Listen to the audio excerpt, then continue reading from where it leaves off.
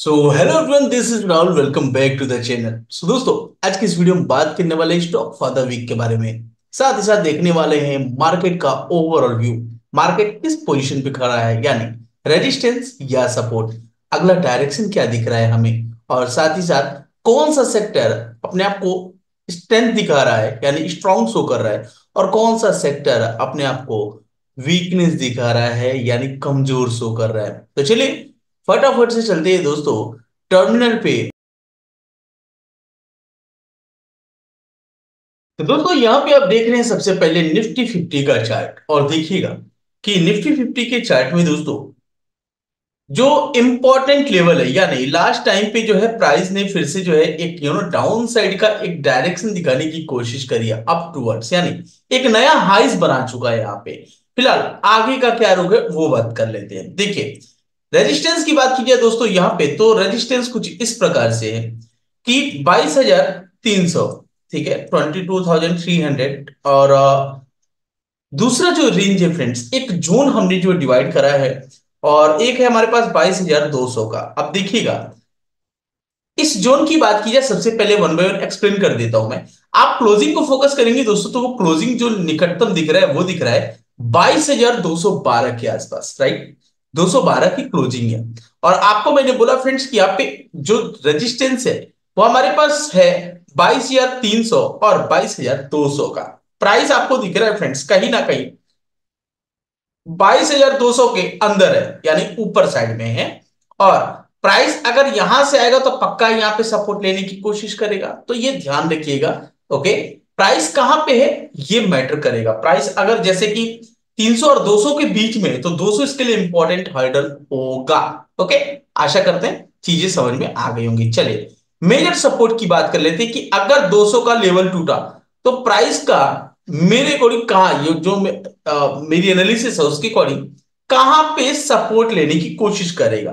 तो दोस्तों यहाँ पे दो लेवल है, वो है 22,100 और 22,050, या फिर 22,000 कह लीजिए। ये मेजर जो है यहाँ का हर्डल है। ओके, तो प्राइस जो है इस बीच में, तो इस बात का ध्यान रखिएगा। फिलहाल जो मेरा व्यू है फ्रेंड्स, कहीं ना कहीं मार्केट जो है एक नैरो रेंज, अगर गैप अप नहीं खुला तो मुझे जहां तक लगता है फ्रेंड्स कि एक नैरो रेंज फिलहाल जो है काम करना स्टार्ट करेगा। और बाद में जो है सपोर्ट लेके 200 के ऊपर अगर है तो 200 को सपोर्ट लेगा, और अगर 200 के नीचे खिसका तो 22,100 या 22,050 को सपोर्ट लेके यहां से बाउंस बैक करेगा।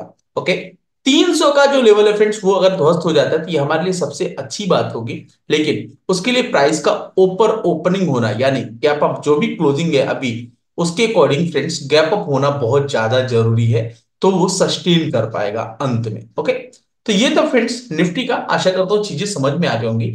अब चलते हैं फ्रेंड्स बैंक निफ्टी की तरफ और देखते हैं बैंक निफ्टी का ओवरऑल चार्ट क्या कह रहा है। तो दोस्तों यहाँ पे आप देख रहे हैं निफ्टी बैंक को, और निफ्टी बैंक में जो आपको लेवल दिख रहा है लास्ट टाइम पे कि एक बेरिश जो है सेंटीमेंट हमें देखने को मिल रहा है, यानी यूं कह सकते हैं फ्रेंड्स कि कहीं ना कहीं जो भाव है वो टॉप साइड में, देखिए वैसे तो डाउन साइड में है लेकिन टॉप साइड में जाके बैठा हुआ है, यानी रेजिस्टेंस एरिया के आसपास जो है कहीं ना कहीं वो हमें दिख रहा है। ओके, तो फ्रेंड्स रेजिस्टेंस क्या हो सकता है इसमें, ये देखिएगा इंपॉर्टेंट लेवल जो है वो मैं आपको बता देता हूँ सबसे पहले।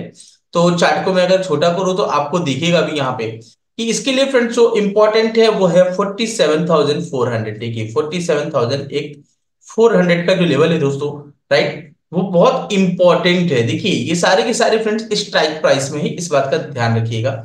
और जो एक रेंज है फ्रेंड्स वो है 46,800, 46,800। ओके, ये एक इंपॉर्टेंट जोन है।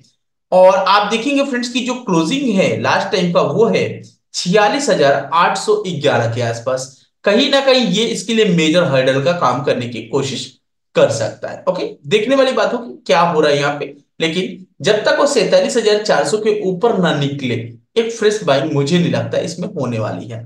खैर, सपोर्ट की बात की जाए, इंपॉर्टेंट सपोर्ट क्या है, तो इंपॉर्टेंट सपोर्ट है फ्रेंड 46,400, 46,400, राइट, माफ कीजिए 500। ओके, और 46,400, ठीक है ना, 100 पॉइंट का यहाँ पे जो है एक पॉइंट है। तो देखिए यहाँ पे फ्रेंड्स एक जोन है और एक अच्छा खासा जोन है, राइट। अगर हम यहाँ पे ये मान के चले कि प्राइस अगर ये टूटता है तो हमें एक डाउन टूवर्ड्स देखने को मिलेगा मार्केट, मतलब निफ्टी और निफ्टी बैंक एग्जैक्ट में, एक्सट्रीमली सॉरी फॉर दैट। 46,800 के नीचे अगर फिसला तो हम 46,500 की तरफ मूव ऑन हो जाएंगे। और एग्जैक्ट प्राइस की बात की जाए दोस्तों तो 46,560 570 के आसपास का जोन है, यानी 46,560 570, ठीक है ना, 560 570 के आसपास का जोन है। ओके, और ये जो है स्ट्राइक प्राइस के बिहाफ पे जो बात की जाए तो 500 का मुझे ज्यादा इंपॉर्टेंट लेवल दिखता है। तो 47,400 46,800 एक मेजर रेजिस्टेंस जोन है। प्राइस अगर 800 के ऊपर है तो 800 डेफिनेटली उसको रुकावट पैदा करेगी ही करेगी। ओके, और अगर 800 से फिसलता है तो जैसा हमने आपको बताया 46,560 एक नंबर वाइज बात की जाए, अदरवाइज स्ट्राइक प्राइस के बिहाफ पे बात की जाए फ्रेंड्स तो 46,500 और 46,400 ये एक इंपॉर्टेंट सपोर्ट होगा। तो दोस्तों सेक्टर की बात की जाए तो सबसे पहले बात कर लेते हैं ऑटो सेक्टर, जो कि एक एक्सट्रीमली बुलिश दिख रहा है अपने आप को, कोई दिखा भी रहा है और काफी अच्छा परफॉर्मेंस दिखा रहा है, राइट। लास्ट टाइम पे हमने जब साल शुरुआत नहीं होता तभी मैंने एक जिक्र करा था कि ऑटो सेक्टर में डेफिनेटली तेजी रहेगा। Okay, no problem. आगे चलते हैं फ्रेंड्स, वो है कमोडिटी मार्केट। कमोडिटी मार्केट एक रेजिस्टेंस जोन पे खड़ा है। ओके, और जब तक ये भाव है वो 8400 के ऊपर नहीं निकलेगा कमोडिटी मार्केट, मुझे नहीं लगता फिलहाल कोई इसमें कोई एंट्री बननी चाहिए किसी स्टॉक्स में।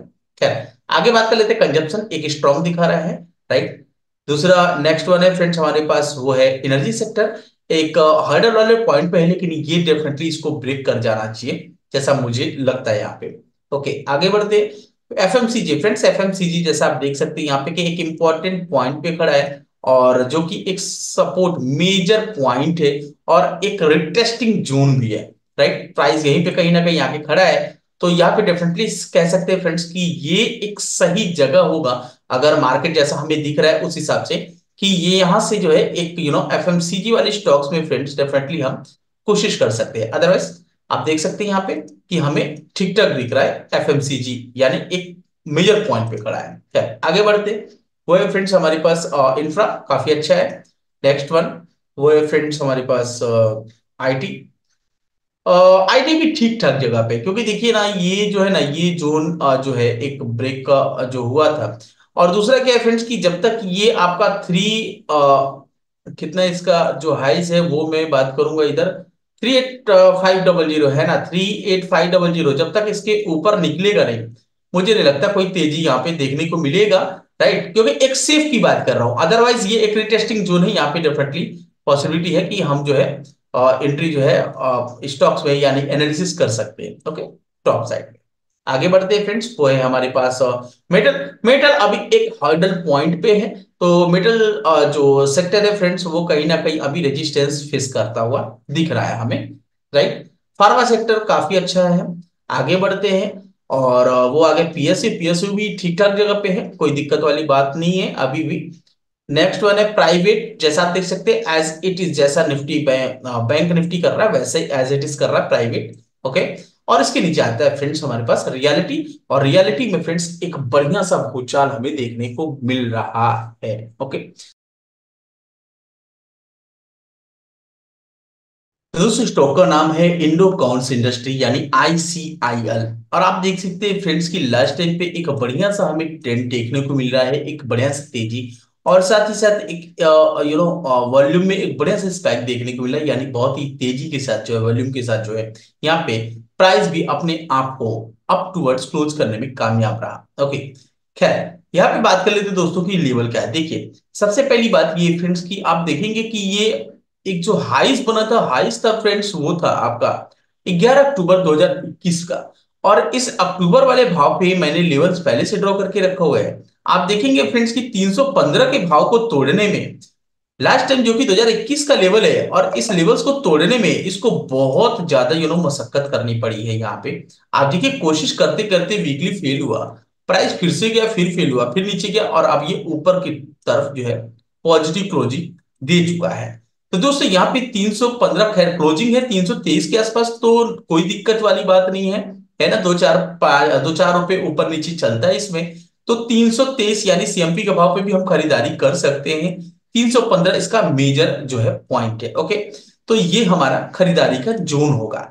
बात कर लेते हैं दोस्तों, अगर हम खरीदारी 323 के हिसाब से भी लगा लें और स्टॉप लॉस की बात की जाए, तो फ्रेंड्स यहाँ पे जो हमारा स्टॉप लॉस आएगा विच इज अप्रॉक्स 13.86 यानी 45 रुपए, है ना। 279 का जो प्राइस है फ्रेंड्स, वो हमारा कहीं ना कहीं एसएल के रूप में इसके नीचे अगर क्लोजिंग आएगा तो डेफिनेटली मुझे नहीं लगता ये आएगा, लेकिन अगर आता है तो 279 के नीचे अगर क्लोजिंग होता है वीकली बेसिस पे, तो हम वहां से अपनी पोजीशंस को काट सकते हैं। दूसरा क्या है फ्रेंड्स, कि अगर प्राइस इस जोन के, देखिए बहुत डर है तो की बात कर रहा हूं मैं आपके पास, लेकिन अगर आपका प्राइस जो है 288 के नीचे भी क्लोजिंग करता है, ध्यान रखिएगा क्लोजिंग शब्द बहुत इंपॉर्टेंट है।